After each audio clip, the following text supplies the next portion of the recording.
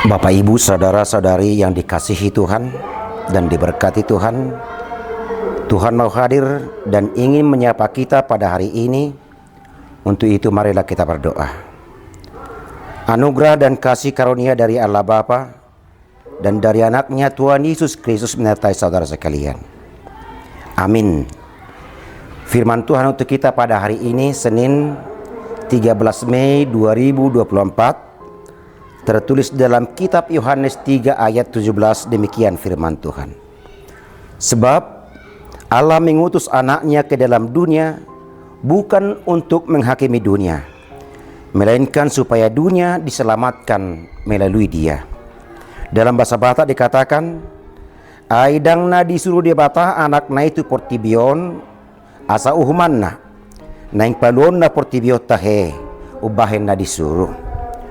Bapak, Ibu, saudara-saudari yang dikasihi Tuhan, sungguh ajaib kasih Tuhan, tidak terselami dan tidak terhingga atas dunia, untukmu, untukku, untuk kita semua. Tuhan sangat mengasihimu.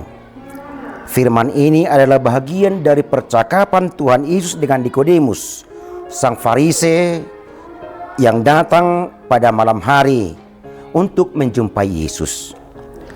Pada saat itu, orang Yahudi terlalu dibebani oleh hukum-hukum dan tradisi yang terlalu banyak, di mana hukum-hukum dan tradisi tersebut dipakai untuk mengamat-amati kehidupan umat.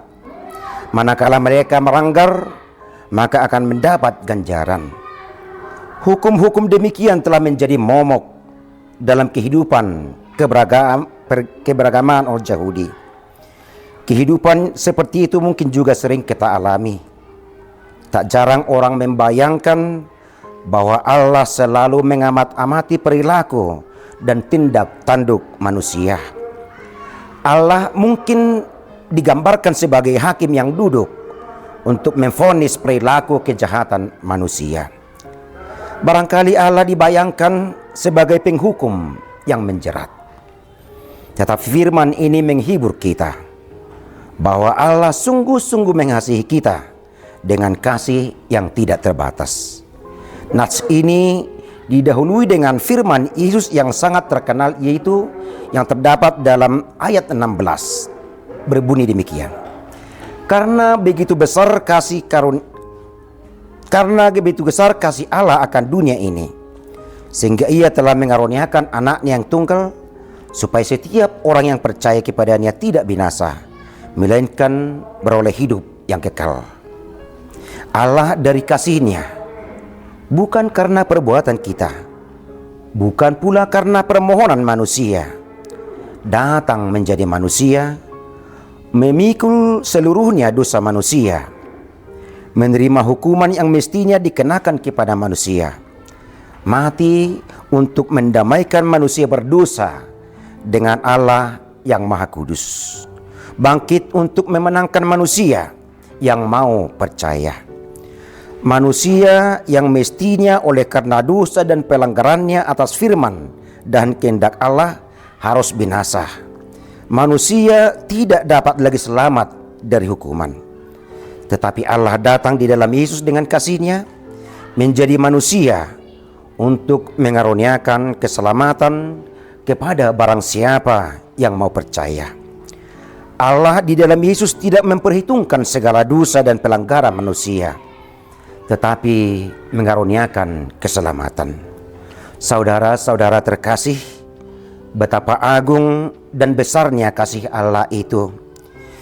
Yesus datang ke dunia bukan untuk menghakimi manusia yang semestinya harus dihakimi dan dihukum, tetapi Dia hadir untuk menggantikan manusia. Dialah yang dihakimi, Dialah yang dihukum, Dialah yang dihinakan untuk memundak dan menggantikan kita manusia yang hina dan penuh dosa, supaya kita memperoleh keselamatan kekal.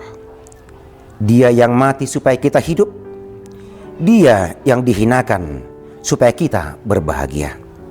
Tetapi orang-orang yang menolak hidup dan terang tersebut, Dia telah memilih untuk dihakimi dan dihukum, sebab dia tidak mau hidup dalam terang Tuhan dan keselamatan dari Yesus. Keselamatan kekal itu dapat kita peroleh hanya dengan percaya kepada Yesus, anak tunggal Allah yang telah menjadi manusia, yang telah mati bagi kita, bangkit dari kematian mengalahkan maut dan dosa, dan naik ke sorga untuk menyediakan tempat bagi setiap orang yang mau percaya kepadanya. Dan kita harus ingat, hanya di dalam Dia, yaitu Yesus, kita dapat selamat.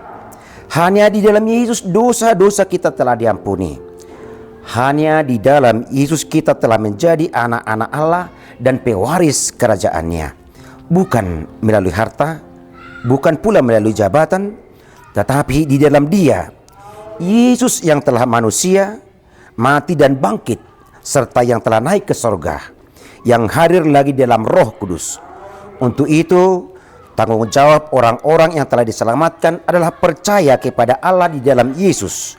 Percaya kepada Tuhan berarti berserah diri, taat dan setia kepada Tuhan dan kehendak-Nya, sebagai ungkapan syukur atas kasih-Nya yang tidak terhingga.